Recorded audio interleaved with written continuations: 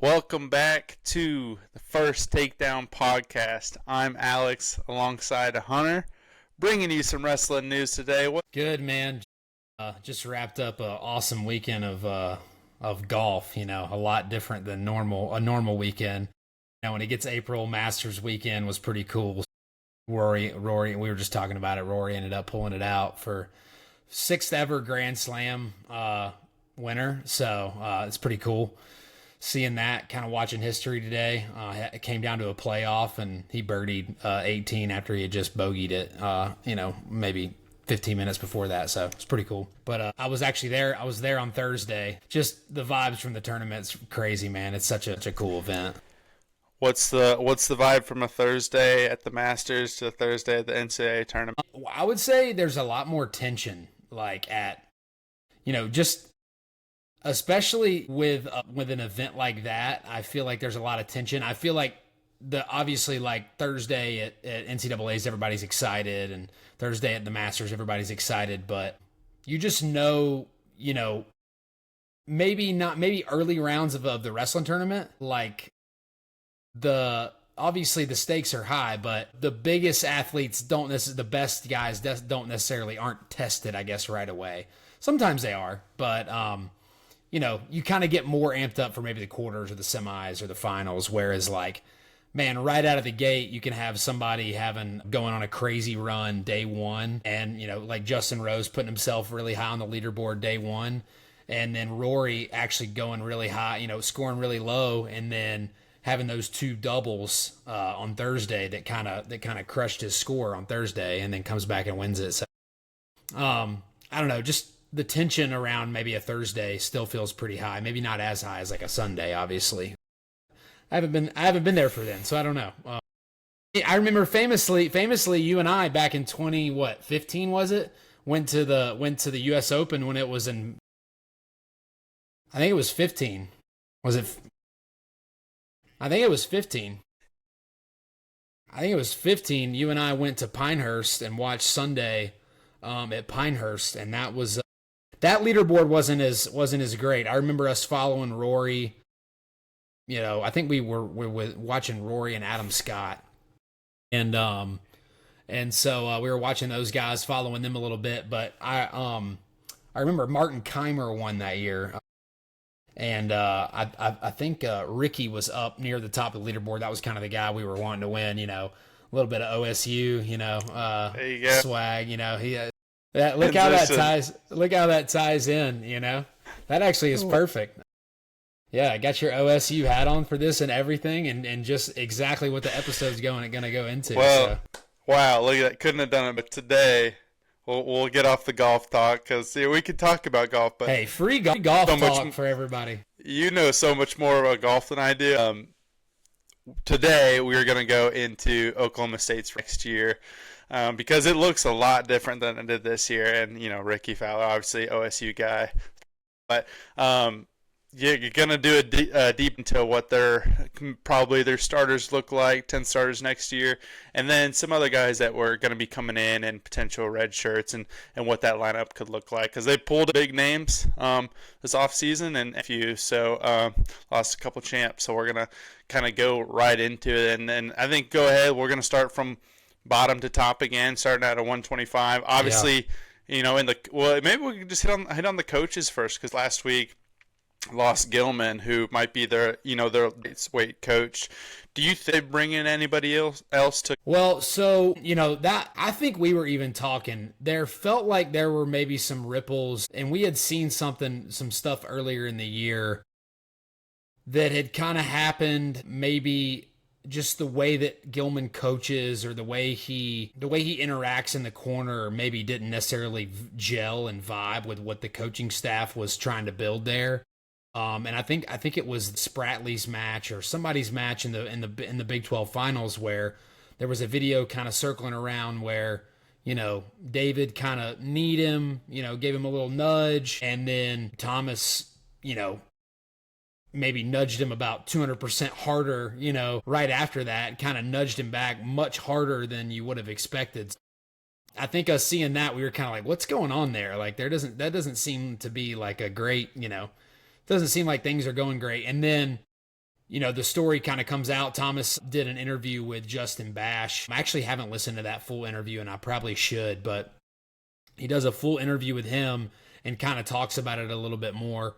So I probably need to listen to that before I give too much commentary about what exactly goes down, but I've seen some clips from it. So yeah, I mean, you got to think that they're gonna bring in somebody. I don't think David will be very. I don't think he'll rush to just bring somebody in right away.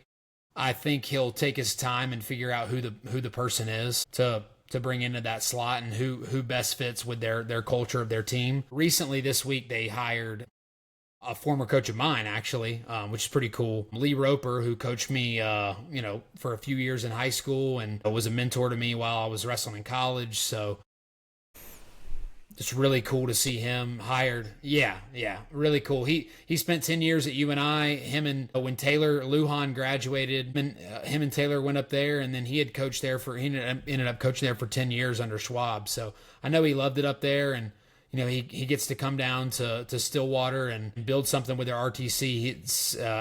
He's their, I guess, their director. It's some sort of director title, and some sort of coaching title. I saw the titles come through, but basically he'll be I don't want to say in charge of the RTC, but he'll be working hand to hand with David on the RTC side.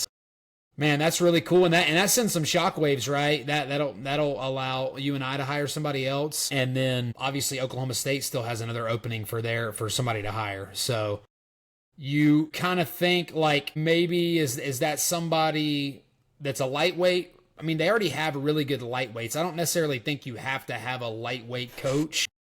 I think they already have great lightweight guys in the room and great mentors with their RTC. It definitely is an opening where they could put somebody in there if they found a great lightweight coach. And then it kind of asks the Parker Keckeisen question, like what happens with him?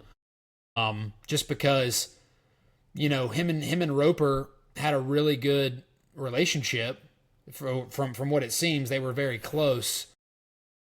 But it seems like Parker wants to wrestle, and they have Zahid down there, so I don't really see that being. I mean, not that it can't be done. I don't really know why you would necessarily want to go and train with the guy you're trying to beat out to make the Olympic team, if that's what Carter's dreams are, and it seems like that's what it is. Yeah, I don't know. A lot came from just the Gilman, Gilman and then Lee. So we'll see. I think we're going to learn a little bit more in the next few weeks about that coaching job. Yeah, it's cool that they have kind of to build a little bit of a more powerhouse like home in the South, like Mid-South area for RTC. And, they had it before, but like bringing in Roper and then like this last year, Zahid, I go in there, Joey McKenna, and Dayton Fix still training there. So they've got like some people that are in the room now getting a lot of the caliber of where we see, Nittany Lion Wrestling Club has so many guys that have been there and are training there. So it's cool that what they're starting to build, and I think Roper's going to do a great job there. And I will say, I would love if J.O., Jordan Oliver, got brought back. I've always been a big J.O. guy when I was in high school. I loved watching him, and I don't know what he'd do. I don't know if he would even be interested. I think he saw a little bit on Twitter, but we'll see. We'll see how it goes. But let's yeah, I mean, that'd be interesting. I mean, that would be an interesting hire. I mean, I know that, David and Jordan, they did that whole, what was it? They were a part of one of the same, like the headphones. You remember the old headphones, the flips, or the flips? They were on like the same. I know they worked together, like doing the flips, and maybe they both had their own. Jo had his own combat speed, and so did David. So I know they did some marketing stuff together, but I don't know how close hand in hand they work or would work. But yeah, it definitely interesting. But yeah, spending 20 minutes talking about the coaching staff. Well, you're good. So all right, 125. We've got Spratley. Is he? Yeah, Troy will have 2 more years of eligibility, so I feel like you pretty much just lock him in to be in their starter for the next 2 years at 125. I don't really see him moving up, so there's not much time you spend on that. They have freshman Ronnie Ramirez coming in. I honestly don't know much about him as a prospect, But you got to think maybe this class, the 26 class coming up, or the 27 class is when they're going to really go after maybe another, big time 125 pounder. Maybe they are on the recruiting side of things. I'm sure David's always recruiting. I feel like that jet is always somewhere doing something. But yeah, it'll be Spratley, and I don't really think there's any other competitors to challenge him. Yeah, I think you're right, and we'll kind of see in the next year. Maybe they pick somebody up once Spradley does his couple years, but that I think that's kind of said and done. But in the 133, they picked up Richard Figueroa, NCAA champ at 125 last year. A great pickup. What are your thoughts of? Yeah, so Figs is a senior. He's only got 1 year left, and this weight class couldn't be more opposite of 25. Even though they brought in, a transfer in Figs, they brought in another transfer, Gary Steen from Penn State. That kind of feels like more of like I'm buddies with these guys. I'm buddies with Alex Facundo. I'm just going to go here for my senior year. It'd be kind of cool. They have another guy who was highly touted in high school, JJ McComas, who's tough, who will be a freshman. Ren Sakamoto, who we saw in the Iowa duel from Japan, will also be there at 33. So they've got guys and they've got some depth. And then you kind of look at the future of it. Could it be Jax Forrest at 33? And I think that's a possibility. I think he could also probably be a 41 pounder, but with Sergio Vega kind of in the wings, you think maybe, I know in my mind, if I was the coaching staff, I'd be like, hey, I have to get both of these guys in the lineup. How do I do it? And right now it feels like Jax at 33, Sergio at 41, but those things could change. I mean, that, there's other spots on the rosters. Cale Hughes spent some time last year at 33 for them. It seems like he can't make that weight anymore, so he's going to have to go up to 41. But yeah, 33 feels like Figs, but they have a lot more depth at that weight than they would like a 25. So, yeah, it's going to be interesting. What is Sakamoto's resume as far as like overseas, in the freestyle world? Because I remember you guys talking about him, like you and Landon went going into that duel, like he weighed in and he was coming out, and obviously we saw the. Yeah, I think he was like a U20. I know most of his results are U20 or U23. I'm pretty sure it's mostly U20 results. But I want to say he had some success at Asians. I want to say he had some success at U20 Worlds. But off the top of my head, I couldn't rattle you off his actual medal count. I'd have to probably do a little bit of digging into that, which I could do. But this isn't the episode for Ren Sakamoto's placement at the U20 Worlds. So. But yeah, no, 33 definitely. I mean, the guy has the credentials. I think we even saw he kind of got to a couple positions against Ayala. But Ayala kind of too much for him and kind of started to shut him down and ended up getting the major. But, you could see a little bit where you're kind of like, oh, he's got some stuff here in these positions. And you just never know how those matches go down the roads. Interested to see how he plays out in their future. Or if, that's going to be a weight where Jax takes over. Or if, Jax is going to be a 41 and then maybe Sergio Vega's a 49 in the future. So that definitely could be possible. 41's I think a very toss-up weight for this team. Could they wrestle Sergio Vega right out of the gates? I think they could. Is Cale Hughes just going to take over and be the starter at 41? I think he could. Obviously, and Jameson was their starter last year. Is he going to move up? Casey Swiderski spent a couple years ago at 41. Is he gonna, if Tegan goes up, is Casey gonna go down? There's so many questions at 41 and 49. And then, I guess we'll just include 49 in this talk just because, there's kind of a lot to talk about when it comes to this is, what's Tegan going to do? Or Tegan? What's Tegan or Casey Swiderski going to do? What's Carter Young going to do? Is he, I just don't really know. There's a lot of guys in that range, but I think they're going to kind of do the thing where we're just going to bring a bunch of good guys in and see who the best one is. And then he's going to be the starter. I don't think they're going to play, this guy. I mean, you saw it. they're going to start the best guys. Whenever they thought Teague Travis was the best guy at the end of the year, he got plugged in. So they're going to start their best 10. So, and then that I guess that poses the question, what's Teague Travis going to do? You know? So, I mean, there's really a big question on kind of those two weight classes. Yeah, and that was going to be my thought of, like, you know, with Sergio and like, could he be in the lineup? But you do have all these guys that are been there and are really good wrestlers. Like, okay, maybe it just does make sense to redshirt him for this year. You know, maybe we could see him for stuff, but whatever his dates may be. But yeah, even like a Carter Young, like, too, like, he's a solid wrestler. But now that you have Swiderski in the mix, I'd like to see Swiderski and be in that. Like, I think he would probably 49. But I'd like to see him take that jump from what we saw him last year, and I think that he can, and I think that... Yeah, I think some people are excited about Swiderski. I think, you know, probably needs to get a little bit of the chip off his shoulder somewhat, I think, from just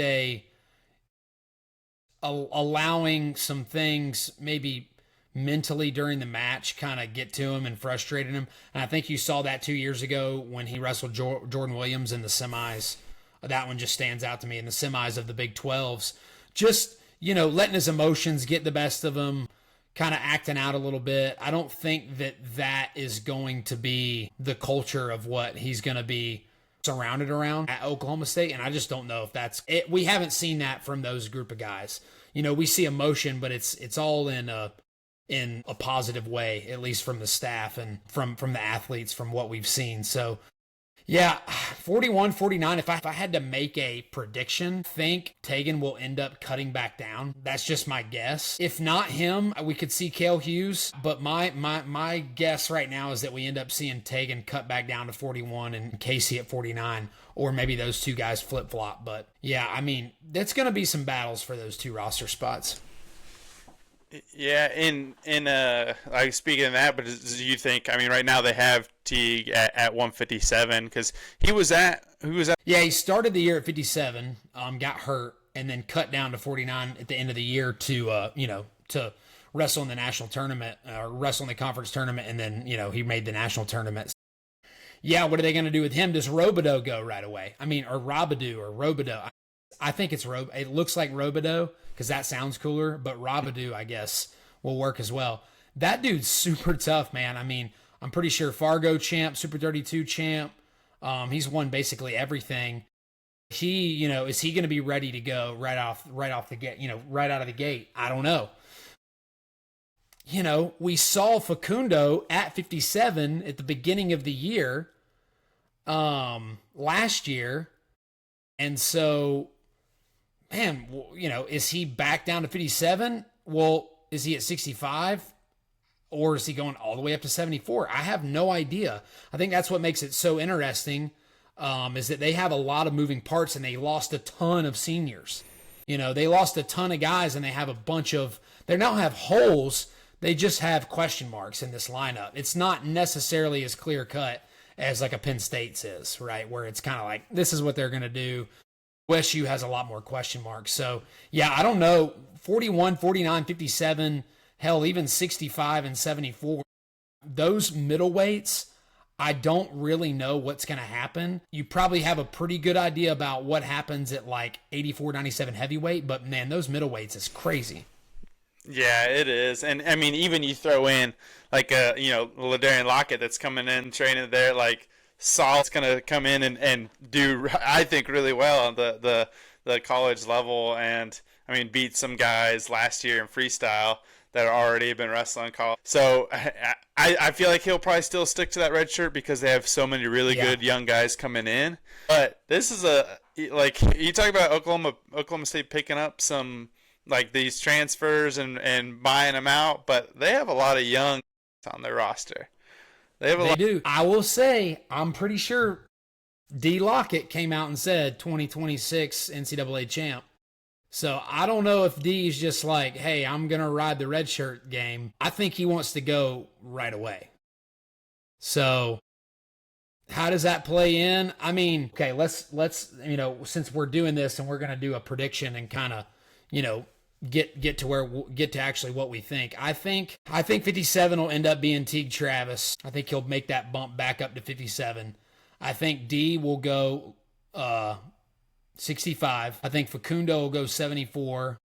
I think Ryder would go 84. I think Merrill would go 97 and then Doucette heavyweight. Right? So that's just kind of my, that's what I think's going to happen, but maybe there's some other things. Now, what would be a crazy lineup? I don't think that they can actually make this work, but they ended up, Braden Thompson got in the transfer portal. Now he's out.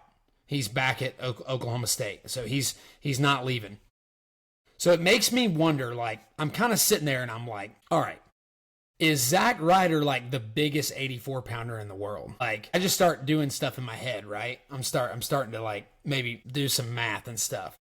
Is Zach Ryder like the biggest 84 pounder in the world? I don't know. Maybe he is. Maybe he can't make 74. But I'm just kind of throwing stuff at the wall, seeing if it sticks. We saw Facundo at 57 last year. Okay. Could he hold that all year? I have no idea. If he could go 57 and D could go 65 and then Zach Ryder could cut down to 74 and then you roll Braden Thompson back out at 84 and then Cody Merrill and Connor Doucette. I'm just saying, I'm sure it's been thought about by people smarter than me, but I just had to at least throw it out there. I don't know if that's going to happen or not, but you think Lockett will end up redshirting? I think no. I think he'll go right away. Yeah. Well, and that it has to be said with somebody that's been training there too. Like, he's eager to get on the mat. And how many years does God, I don't know. I think he has at least 2. No, he's been. He took like an Olympic red shirt. He took a regular red shirt. I'm honestly not sure. I think he maybe has 2 more years left. Yeah. Okay. He could have gotten a medical. I mean, theoretically, he could have redshirted, and then wrestled 1 year, was a national qualifier, Olympic redshirted. The next year, he could have gotten this past year, I guess theoretically, if he didn't wrestle most of the year, he could have gotten a medical. So I guess he could have 3 more years. I don't know, dude. They hand out these years like it's crazy now. They just hand them out if you need them. So I don't really know. And so going obviously the middleweights, there can be a lot that happens there. We could have some guys shift. I know Facundo is probably like 74 sounds a little bit more interesting than 57 dropping down, but maybe, I don't know, because he is. I mean, he's a little bit like on the slimmer side, I think, at least when I've seen him last. But Deshaun Ross, is that class 27? He's 26. Yeah, so he'll come in with Forrest, Jax Forrest, and Drayshawn Ross they won't be in this recruiting class. They'll be in next year's class. So you'll probably see, I would think that you would see Doucette wrestle this year, and then they either bring in a transfer for maybe a year, or Drayshawn could go right away. I don't know. I would think they would try to redshirt Drayshawn 1 year, and then let him get bigger, let him develop into the weight a little bit more, and then, go out there and wrestle after that. But I don't know. I would think they'd probably try to hit the portal maybe for 1 year. They're not afraid to hop into the portal for a guy. I mean, it clearly shows they'll get in there and get some guys in the portal. I was wondering because I saw, actually Phil texted me. He was coaching at the P&L in Wisconsin this week and saw Drayshawn. It was like unbelievable. Oh, I bet he's so good, dude. And the guys he's wrestling are just not the same level of, talent that he is. So no. So obviously we got Zach Ryder. He transferred in for David Taylor guy, wrestled in high school, and so I think that's cool that all through the drama, I hope that he does well at that weight class, and I think that he will. And then Cody Merrill had a really good redshirt year. Saw his name a lot in some tournaments. And what else is there about Cody that just, I guess, he fills out 190? Yeah, I think there was thoughts that maybe he could go 84, but I think it works better with their lineup that he's at 97. He wrestled 97 last year. I think he lost 2 matches. I know he lost a close one to Buchanan. So I think he just ends up going 97 for those guys. It makes sense with their lineup, bringing in Ryder and already having guys like Thompson and Jersey Rob there as well. So they have a guy and they have depth at that 84 weight. So I think it makes sense for Merrill to stay at 97. I love the name jersey. Oh, that's great. And then really Connor Doucette, who's technically, well, besides three potential starting seniors on their team, and then a lot of young. And so, let's just go through it back from bottom to top. Like, who's your prediction? Yeah, I'm gonna go. So I'm just gonna rattle through it. 25, I think Spratley. 33, I think Figs. 41, I think Tegan will end up cutting back down, or Casey, one of those two. 49, Casey or Tegan. 57, I think T. Travis. And then 65, D. Lockett. And right as a freshman right away. 74, Facundo. 84, Zach Ryder. 97, Cody Merrill. And then 285, Connor Doucette. And that's a pretty salty lineup. It's not going to get you second. It's not going to get you first, probably. Neither one of those lineups probably gets you there, especially because you lose so much of the juice you had with Hamidi and Hendrickson. And obviously, Troy Spratley will start the year ranked second, but, him finishing second again next year would be a really great year for Troy. I'm not saying that Troy's not that good. It's a tough weight, and all those guys are close. So, Figs finishing on the podium, I think, would be a great year. Tegan hasn't made the podium. Him finishing on the podium would be great. Swiderski, can he take a jump up? Teague Travis hasn't been on the podium. What do they get out of D? He could be a stud right away. What is Facundo up at 74? I think there's just a lot of question marks. What is Zach Ryder right away? What is Cody Merrill right away? Connor Doucette, we saw him. He's salty. He's got some skills. And a year training with Hendrickson could have been great for him, right? So, I don't know. I think this roster, more than anything, this starting lineup probably has more. I'm more intrigued about what they're going to roll out this year than pretty much any other team. Yeah, and with them, obviously they have some flexibility of what that is, and I think it's gonna be figured out, within the first couple months, even getting close to the end of the year. Obviously, whatever injuries may happen, but what guys are gonna take the step up that are given these opportunities? Some of these younger guys have the chance to step up above, like these seniors. If D gets in the lineup and where he lands, like. I think a lot of them have the opportunity to make some jumps. It's just going to see what they do with it. So yeah, no doubt. Like I said, I'm looking forward to this one quite a bit. I'm looking forward to, especially right out of the gates, national duels in Tulsa. What is that going to look like? What does their team look like for that event? Because they're obviously going to be there. They're semi-hosting the event. So what is that team and they're going to roll out a good team for that. They're going to try to win that thing. They're going to put out a really good team. Does that mean that, hey, Sergio Vega's our best guy right now and he's, we're going to throw him out for this date? Maybe, maybe he's just their best 33 or 41 at the moment. Well, probably not 33 just because I think Figs will go 33 and I think you don't bring him in unless you have an idea of that. But, maybe Vega's the best guy at 41 and he just goes, Maybe Lockett's the same way. Maybe Robidoux. That's the cool thing about this lineup. There's so many question marks, but then there's so much talent that they've brought in that those guys could take over sooner rather than later. And then you kind of get into what's their lineup, for 2027. That's what you kind of start thinking about of what's their lineup look like in a few years. So, 2026,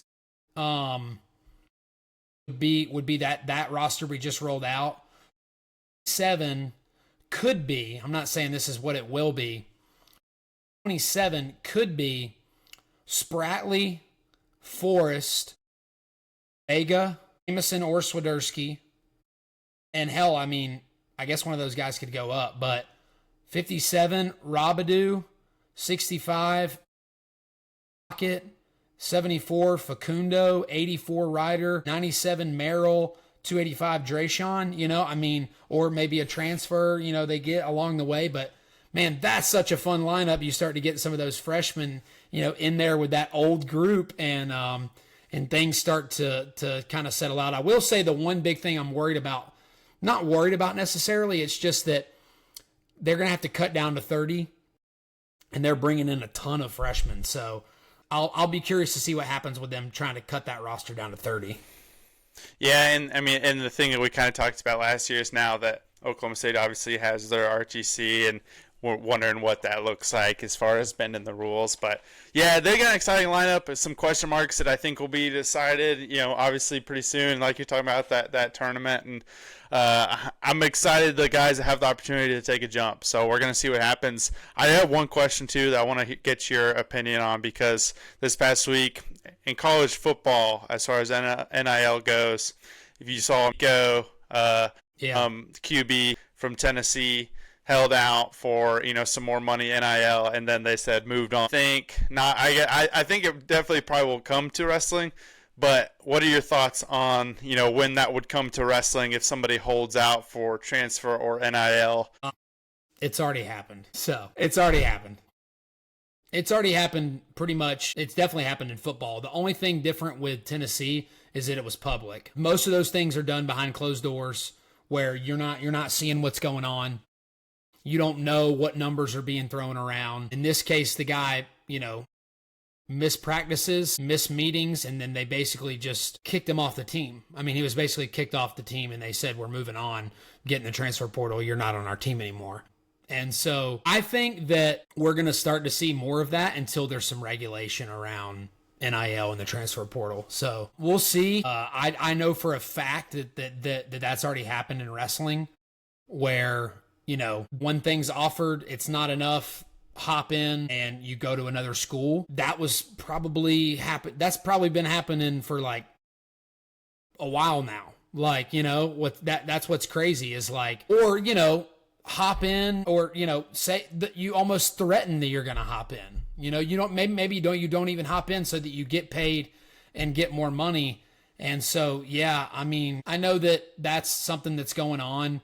I think the best way to handle it is to do, if that's the way that you think, that if you think you deserve more money and you can get it somewhere else and you want to go about your business that way, which I think is perfectly fine if that's the way you want to go about it. I'm not saying that I would go about it necessarily that way or that everybody should, but if you have a small window in college, right? Especially in wrestling, and you might not have those opportunities to have zero expenses in your life and make some real money before, you become an adult and you actually have to pay for stuff. And then, you're making money, but all that gets wiped out pretty quickly when you got to support a family, So I think I can't fault guys for taking money and going and doing something like that. Would never fault them for doing that.